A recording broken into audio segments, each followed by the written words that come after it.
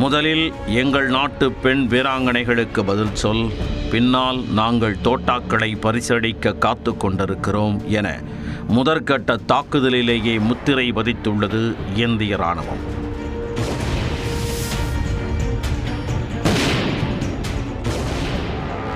मैं colonel Sophia Qureshi और मेरे साथ विंग कमांडर व्योमिका सिंह आज आपको 6 से 7 मई 2025 की रात 1:05 से 1:30 बजे के बीच भारतीय सशस्त्र बलों द्वारा अंजाम दिए गए ऑपरेशन सिंदूर के बारे में जानकारी देंगे.